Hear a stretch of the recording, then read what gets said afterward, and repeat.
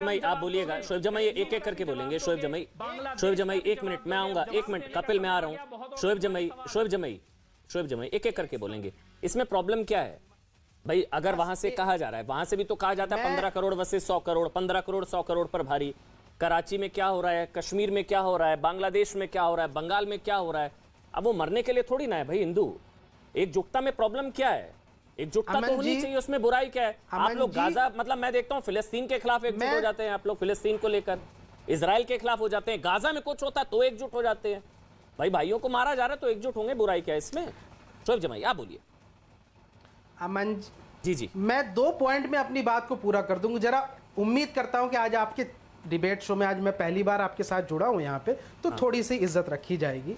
मैं 2 पॉइंट में, पहला पॉइंट नंबर 1 कि ये जितनी अतिवादी शक्ति हैं, जितने आताताई हैं, चाहे बांग्लादेश का कोई मौलाना हो, पाकिस्तान का कोई मौलाना हो, या भारत में जो ऐसी शक्तियां हैं जो महापंचायत करके कहती है यहाँ हरियाणा में के मुसलमानों को हम मार भी नहीं सकते क्या, ये जो गोली चलाने आए थे हमारे साथ जामिया में, ये सब एक दूसरे के पूरक हैं। नंबर 1। नंबर 2, मैं कपिल मिश्रा यहाँ बैठे हैं, मैं पूरे देश के दर्शकों के सामने सिर्फ इतना पूछना चाहता हूं कि कपिल मिश्रा ने भाषण दिया, दिल्ली दंगे हुए, 700 हिंदू बच्चे आज गिरफ्तार हैं, जेलों में बंद हैं। आखिरकार कपिल मिश्रा का बच्चा क्यों नहीं आया और दूसरे गरीब हिंदुओं के बच्चे क्यों बर्बाद हो गए? कपिल मिश्रा तो आबाद हो गया, आपको तो सिक्योरिटी मिल गई, बाकी सारे हिंदू बच्चे जो 600 650 जेलों में बंद है, उनकी जिंदगियां तो बर्बाद हो गई ना, उनके माँ बाप की तो जिंदगी, अब उनको ना नौकरी मिलेगी। इसका जवाब दे दीजिए आप।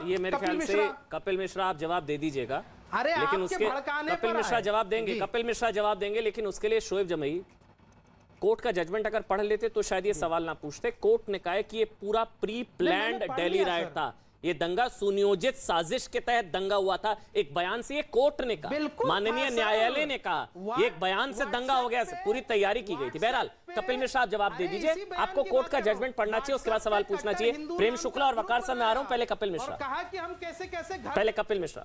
हाँ कपिल जवाब दे रहे हैं भाई। शोएब जमाई कपिल जवाब दे रहे हैं, मेरे से सवाल पूछा है तो जवाब भी सुन लो। हाँ, वो 600 बच्चों की जिम्मेदारी भी लेंगे और दोबारा ये गलती करी सड़कें बंद करने की तो दोबारा खुलवाएंगे भी। किसी गलतफहमी में मत रहना कि मेरे पे आरोप लगा के बच के निकल जाओगे। भारत की कोई ऐसी अदालत तुमने नहीं छोड़ी जहां पर झूठे आरोप लेकर नहीं गए। भारत का ऐसा कोई अखबार या प्रोपेगेंडा दुनिया का नहीं छोड़ा जहां मेरे पे झूठा इल्जाम लगाने की कोशिश नहीं करी। जब कोई ताहिर हुसैन बम लेके खड़ा होगा, जब कोई आईबी ऑफिसर अंकित शर्मा को मारने की साजिश की जाएगी, कपिल मिश्रा सामने दीवार बन के खड़ा होगा।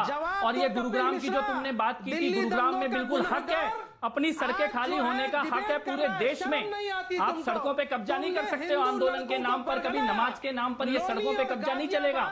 और इस बात को अच्छी तरह समझ लेना, तुम्हारी पेट में जो दर्द होता है कपिल मिश्रा के नाम से, ये मेरा मेडल है, ये मेरा मेडल है। तुम्हारे पेट में जो दर्द होता है, दंगे करने वाले जेल के, उमर खालिद जेल के अंदर सड़ रहा है, सफूरा जरगर जेल में जाएगी, ताहिर हुसैन जेल के अंदर पड़ा हुआ है, खालिद सैफी जेल के अंदर पड़ा हुआ है, जाकिर नाइक से पैसे लेकर आने वाले जेल के अंदर पड़े हुए हैं, जामिया मिल्लिया की एसोसिएशन में जो पैसे पहुंचे वो जेल के अंदर है, जामिया मिल्लिया में बसे जलाने वाले जेल के अंदर हैं। और जो भी ये सोचेगा कि यहाँ पे सड़कों पे कब्जा कर लेंगे, दंगा कर लेंगे, हर किसी के सामने कोई ना कोई कपिल मिश्रा पूरे देश में खड़ा होगा। किसी गलतफहमी में मत रहना। लेकिन अब चलिए सड़कें बंद करने का धंधा देखिए ना, शोएब जमाई इतना बोल लिया। शोएब जमाई इतना गुस्सा जो आप दिल्ली दंगों को लेकर कर रहे हैं, इतना गुस्सा बांग्लादेश में हिंदुओं के साथ हुआ, कश्मीर में जो इस्लामिक कट्टरपंथियों ने किया, बांग्लादेश के बगदादियों ने जो किया, उनके खिलाफ भी आपको मेरे ख्याल से बोलना चाहिए था।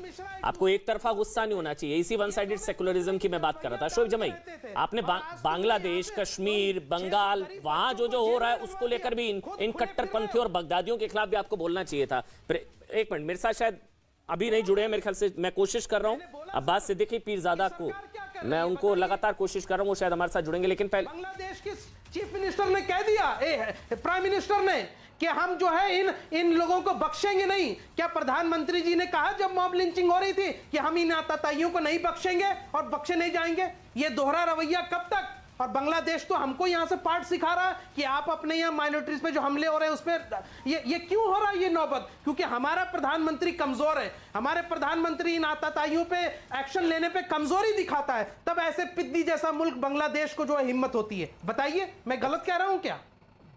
जब एक्शन लेता है तो आप ही लोग रोते हैं, हजार लीटर आंसू बहाते हैं। दिल्ली दंगे के दंगाइयों को जब पकड़ते हैं आप ही लोग रोते हैं, आप ही लोग आंसू बहाते हैं। कपिल मिश्रा पे आप ही लीजिए, भड़काने गए थे ना शाहीन बाग से लेकर के जो दंगे हुए थे, वो तो कोर्ट का जजमेंट पढ़ लीजिए ना। फिर कोर्ट ने कहा है नहीं तो कि ये दंगा पूरा प्री प्लान था, ऐसे बयान से नहीं हुआ था। आपको पढ़ना चाहिए।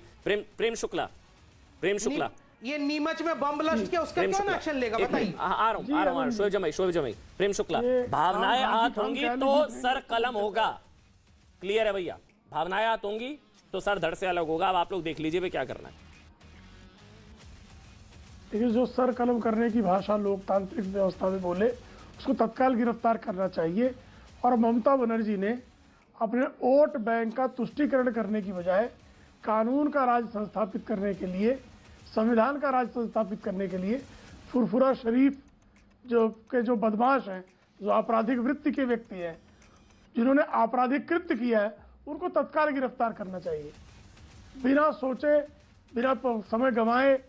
ये सीधा हिम्मत कैसे होती है इनको भरोसा आता है कि इन पर कोई कार्रवाई नहीं होगी, और एजेंसियां और पुलिस उनके भरोसे क्योंकि राज्य का संरक्षण है उनको, राज्य सरकारों का संरक्षण। देखिए, ऐसा है कि मंत्री मायावती की सरकार में हुआ करते थे कुरैशी, और 50 करोड़ का इनाम उन्होंने घोषित कर दिया था जो नॉर्वेजियन कार्टूनिस्ट था उसके खिलाफ, डेनिस कार्टूनिस्ट के खिलाफ, और उसमें कोई कार्रवाई नहीं। तो समाजवादी पार्टी बसपा के शासनकाल में, कांग्रेस के शासनकाल में भाई मस्तगुल आया चरारे शरीफ चला के चला गया, उसको सेफ कॉरिडोर कांग्रेस की सरकार ने दिया था। तो आपने आतंकवादियों को जो सेफ कॉरिडोर देने की परंपरा पाल रखी है, उसका दुष्परिणाम है निश्चित तौर पर मानस पर। कपिल मिश्रा, उसके बाद मैं सईद आसिम वकार आपके पास आ रहा हूं। कपिल मिश्रा पहले, उसके बाद सईद आसिम वकार मैं आपके पास आऊंगा। कपिल, मैं जवाब दे दूं इस जी, एक बार रिपीट करना होगा अमन भाई। एक मिनट, पहले शोएब जमाई, उसके बाद आ रहा हूं कपिल। पहले शोएब जमाई बोल लीजिए, आप बोलिए शोएब। मैं अमन जी, मैं भारतीय जनता पार्टी के हमारे प्रतिष्ठित जो प्रवक्ता हैं उनका मैं जवाब देना चाह रहा हूं कि भाई आपने माना कि गला काटने की जो बात करता है वो तो बहुत बड़ा वहशी है और उसको गिरफ्तार करना चाहिए। लेकिन अभी कर्नाटक के बेलगावी में हिंदू सेना के लोगों ने, सुन लीजिए, कर्नाटक के बेलगावी में हिंदू सेना के लोगों ने अरबाज नाम के लोगों की गला काट। सुन लीजिए ना सर, इतना आतुर क्यों है? नहीं हूं आतुर हूं भाई, गर्दन काटने के खिलाफ है ना, बोलिए कमलेश तिवारी गलत हुआ था। कमलेश तिवारी की माताजी ने किनका नाम लिया था? कमलेश तिवारी गलत हुआ था। अरे जिसका भी नाम लिया, जो भी लिया, गला काटा गलत काटा, बोलिए बोलिए इस्लामिक कट्टरपंथी थे। हाँ बिल्कुल, बोलिए इस्लामिक कट्टरपंथी थे और कमलेश तिवारी का जो गला काटा गलत काटा। आप बताइए उनकी बस हो गया, एक सेकंड में बोल होती है आप लोगों की। बोलिए ना गलत हुआ था। अरे चर्चा कीजिए ना इस पे। मैं बोल रहा हूँ ना, बोलिए कमलेश तिवारी का गला काटा गलत कमलेश मिश्र अरे सुन लीजिए, आप अपनी बात मेरी जुबान में मत डालिए। सुनिए, कैसे डाल सकता हूँ भाई, क्या आप गला